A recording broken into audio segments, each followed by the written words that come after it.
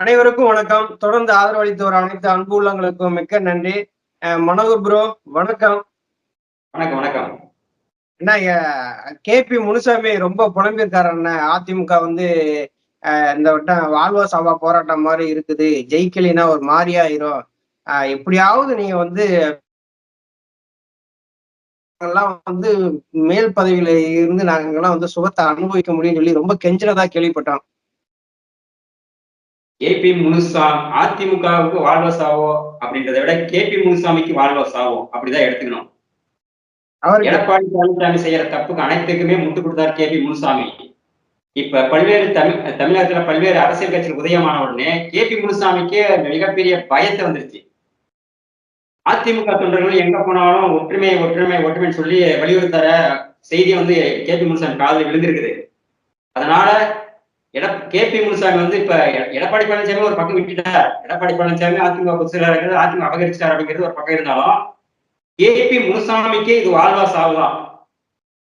அவர் ஒன்னும் வயதான முதியவர் இல்லை, அவருக்கும் வயசு இருக்கு. இன்னும் ரெண்டு முறை 3 முறை மந்திரியா இருக்கலாம். ஆனால் அவருக்கே இந்த வாழ்வா சாவா அப்படிங்கிற ஒரு நிலைமை வந்த பின்னாடிதான் அவரே சொல்லியிருக்கிறார், இது அதிமுக தொண்டர்கள் கழக ஒருங்கிணைப்பாளர் ஐயா ஓ பன்னீர்செல்வம் அவர் பின்னாடி இருக்கக்கூடிய புரட்சி தலைவருடைய தொண்டர்கள், புரட்சி தலைவர் அம்மாவுடைய தூய தொண்டர்களால் வலியுறுத்தக்கூடிய செய்தியை நேற்று கேபி முனுசாமி அவர்கள் வலியுறுத்தியதாக நான் கருதுகிறேன். நீங்க ஒருங்கிணைந்து செயல்படலைன்னா இது சின்ன சின்ன கட்சிகள்லாம் வந்து வளர்ச்சி அடைஞ்சிடும். தயவு செய்து நீங்க வந்து ஒருங்கிணைந்து வேலை செய்யுங்க அப்படிங்காரு. ஒருங்கிணைந்துனா எப்படி? உண்மைதானே.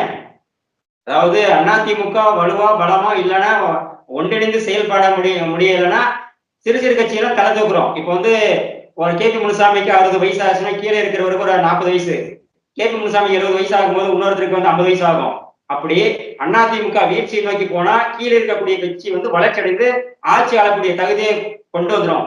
அதை அடிப்படையை வச்சுதான் கேபி முனுசாமிக்கு பயம் வந்துச்சு, மிகப்பெரிய பயம் வந்ததுனாலதான் அனைவரும் ஒன்றிணைந்து செயல்படுவோம் அப்படிங்கிற ஒரு வார்த்தையை வந்து பயன்படுத்திக்கிறார். இது எடப்பாடி பழனிசாமிக்கு கேபி முனுசாமி வைக்கப்பட்ட ஒரு மிகப்பெரிய அதாவது வழிகாட்டுதலும் பிளஸ் ஒரு நெருக்கடியும் கூட வச்சிருக்காரு கேபி முனுசாமி அவர். ஐயா ஓபிஎஸ் அவர்கள் வந்து அதிமுகக்குள்ள வராம எப்படி ஒருங்கிணைந்து வேலை செய்ய போறாங்கன்னு தான் கேட்கிறாங்க. பயம் வந்துச்சுல, அவங்களுடைய பேச்சுகளே தெரியுது, ஒரு பயம் வந்து தெரியுது. இல்ல இவங்க எல்லாம் கழக ஒருங்கிணைப்பாளர் தமிழகத்தின் முன்னாள் முதலமைச்சர் ஐயா ஓ பன்னீர்செல்வம், திரு டிடிவி அண்ணன், திருமதி சசிகலா அம்மையார் இவர்கள்லாம் ஒன்றிணைந்தால்தான் கட்சி வலுவாக இருக்கும், அப்பொழுதுதான் ஆட்சிக்கு வர வேண்டும் வரோம் அப்படிங்கிறத மறைமுகமா மனசுல வச்சுக்கிட்டு எடப்பாடி பழனிசாமி நீ உன் மனசை மாத்திக்கோ, கள நிலவரம் சரியில்லை, தமிழ்நாட்டுடைய அரசியல் நிலவரமும் சரியில்லை, அதை வந்து வலியுறுத்துறாங்க. கேபி முனுசாமி சொன்ன கருத்து அதுதான். எல்லாரும் ஒன்றிணைந்தாதான் அதிமுக ஆட்சிக்கு வரும். எடப்பாடி பழனிசாமி உங்களுடைய மனசை மாத்திக்கோ, நாங்க களத்துல போயிருக்கிறோம், நீங்க களப்பணி ஆற்ற நீங்க எங்களெல்லாம் அனுப்பிச்சிருக்கிறீங்க, களத்துல இந்த மாதிரி நீ எதிர்பார்க்கிற நிலவரம் கண்டிப்பா இல்ல, அதிமுக ஒற்றுமையா பலமா இருந்தாதான் ஆட்சிக்கு வரும், அப்படின்னா சிறு சிறு கட்சிகள் வந்து வளர்ச்சி அடைந்து ஆட்சி அமைக்கக்கூடிய நிலையை அவர்கள் உருவாக்கி விடுவார்கள் அப்படிங்கிற ஒரு பயத்தினுடைய கோணில் தான் கேபி முனுசாமி வந்து கருத்தை வந்து பதிவு பண்ணியிருக்கிறார். இப்ப அதிமுக ஒருங்கிணைச்சுட்டா இப்ப நிர்வாகிகள்கிட்ட போய் கெஞ்ச வேண்டிய அவசியம் இல்லைல்ல. அதிமுக ஒருங்கிணைந்த வேலையை பார்க்கலாம்ல, எதுக்கு போய் கெஞ்சணுங்கிறேன். நிர்வாகிகள்கிட்ட வந்து அதிமுக ஒருங்கிணைச்சு அப்படின்னா ஆட்டோமேட்டிக்காவே நிர்வாகிகள் எல்லாம் தெளிவாயிருவாங்க. திமுக எதிர்க்கிறதா நம்மளுடைய வேலையா இருக்கு, அப்ப வந்து நம்ம அதிமுக வந்து ஆட்சிக்கு வரணும் அப்படிங்கிறதுக்காக நிர்வாகிகள் வந்து வேலை செய்வாங்க. இப்ப ஒருங்கிணைக்காம போய் ஒவ்வொருத்தரும் போய் மண்டி போட்டு கும்பிட்டு நீங்க வந்து ஒற்றுமையா இருந்து வேலை செய்யணும்னு சொல்லிட்டு எதுக்கு சொல்லணும்? அந்த டேரக்டா நீங்க எடப்பாடி பழனிசாமி சொல்லிடலாமே, இப்ப கட்சி ஒருங்கிணைந்தாதான் வெற்றி பெற முடியும் அப்படின்ட்டு. கரையாத கல்லும் கரைந்துவிடும். சிலருடைய அனுதாபம், சிலருடைய அன்பு பாசம், பல்வேறுடைய கண்ணீர் அப்படின்னு சொல்லி கரையாத கல் கூட கரைஞ்சிடும். ஆனா எடப்பாடி பழனிசாமி இருக்கிற மனசு வந்து இரும்பு. அந்த இரும்பை வந்து கரைக்க முடியாது. இப்ப என்ன பண்றாங்க, சுத்தி வச்சு அடிக்கிறாங்க எடப்பாடி பழனிசாமி. இந்த மாதிரிதான் இருக்குது கலைஞர், இந்த மாதிரிதான் இருக்குது, இது வந்து நீ ஏத்துக்கலன்னா அதிமுக ஆட்சிக்கு வராது அப்படிங்கறத மறைமுகமா சொல்லி காட்டி வராங்க. இப்ப திண்டுக்கல் சீனிவாசன் ஓப்பனாவே சொல்லிட்டாரு, அதிமுக நம்பி யாருமே வரமாட்டேங்கிறாங்க, கூட்டணிக்கு யாருமே வரமாட்டேங்கிறாங்க, அப்படி வந்தாலும் வந்து 20 சீட்டு கேட்கறாங்க, அதுக்கப்புறம் 50 கோடி 100 கோடின்னு வந்து கேட்கறாங்க.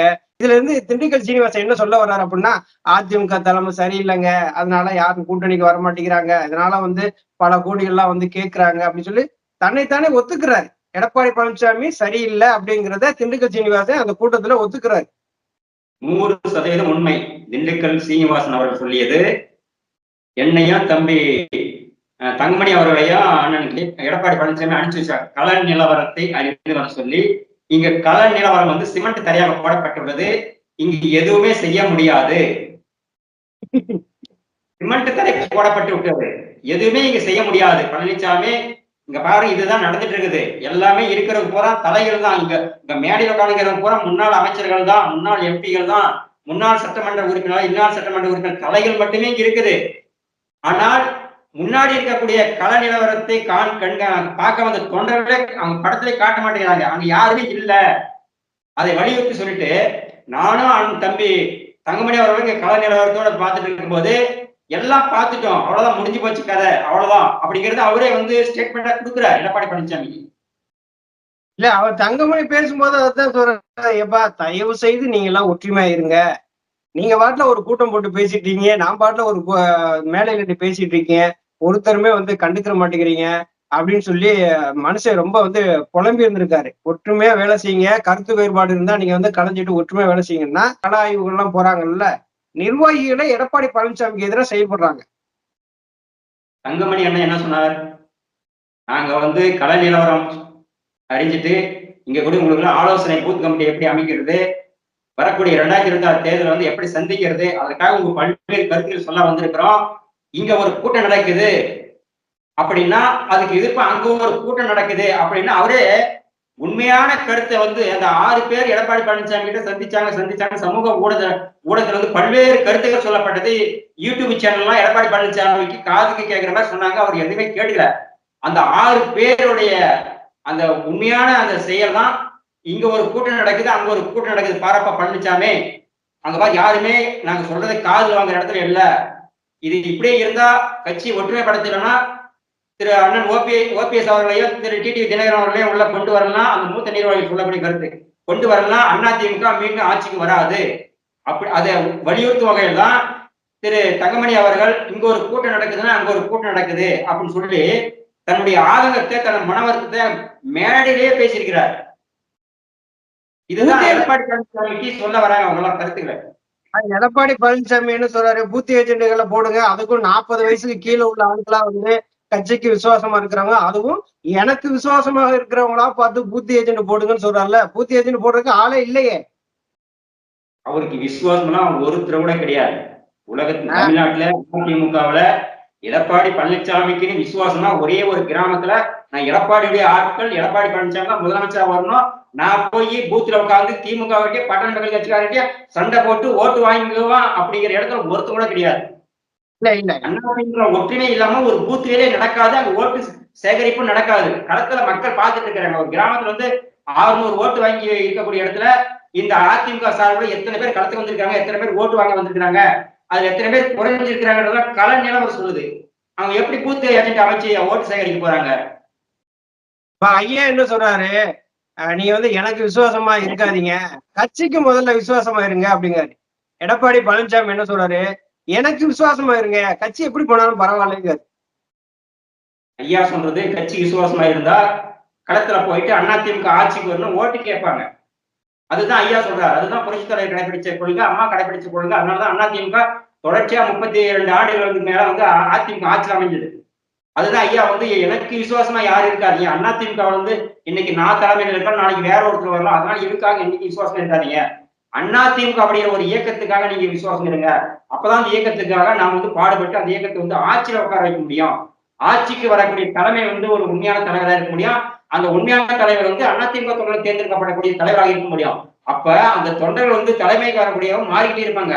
அதிமுக வந்து தமிழ்நாட்டுல வந்து ஆட்சி செய்யக்கூடிய இடத்துல அந்த நிரந்தரமா தமிழ்நாடு முழுவதும் இருக்கக்கூடிய 8 கோடி மக்கள்ல அதிமுக வேறு ஒன்று இருக்கிறது. அந்த அதிமுகவை அழிச்சிடாதீங்க, அதிமுகவுக்கு விசுவாசம் இருக்குன்னு ஐயா சொல்ல வராரு. எடப்பாடி பழனிசாமி என்ன சொல்றாரு, எனக்கு விசுவாசமாக இருங்கன்னா என்கிட்ட நிறைய பணம் இருக்குது, நான் கொடுக்குற பணத்தை வாங்கிட்டு எனக்கு ஜே போடுன்னு சொல்ல வராரு. இது வந்து எடப்பாடி பழனிசாமிக்கு உண்மையான அந்த அரசியல் தகுதி, சொல்லக்கூடிய பக்குவம் இல்லவே இல்லை.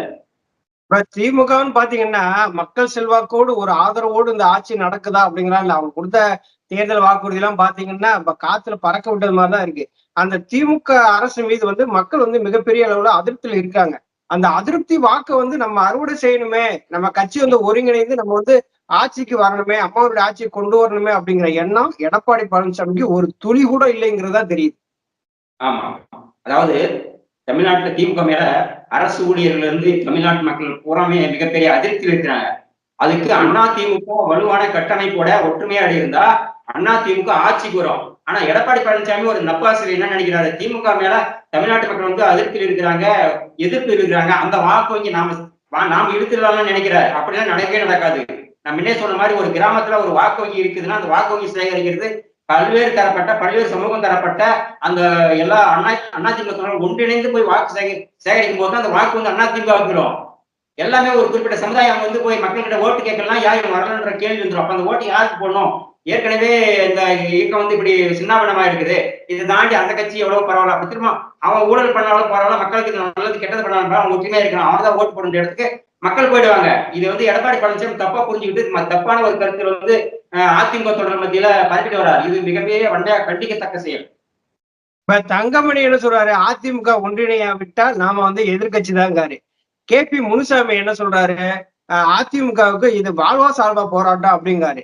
திண்டுக்கல் சீனிவாசன் என்ன சொல்றாரு, அதிமுக தலைமையை ஏற்று ஒரு கூட்டணி கட்சி வருவோர் வந்து 20 சீட்டு கேட்கிறாங்க, 50 கோடி 100 கோடி கேட்கிறாங்கன்னு சொல்லிட்டு ஓப்பனா வந்து பேச ஆரம்பிச்சிட்டாரு. இதுக்கு இந்த புலமுழுக்கெல்லாம் முக்கிய காரணம் யாருன்னு சொல்லி பாத்தீங்கன்னா எடப்பாடி பழனிசாமி தான். எடப்பாடி பழனிசாமி தன் நிலையிலிருந்து கீழே இறங்கி வந்தாரு அப்படின்னா ஐயா OPS அவர்கள் சொன்ன மாதிரி 2026ல அம்மாவினுடைய ஆட்சி மலரும். நன்றி.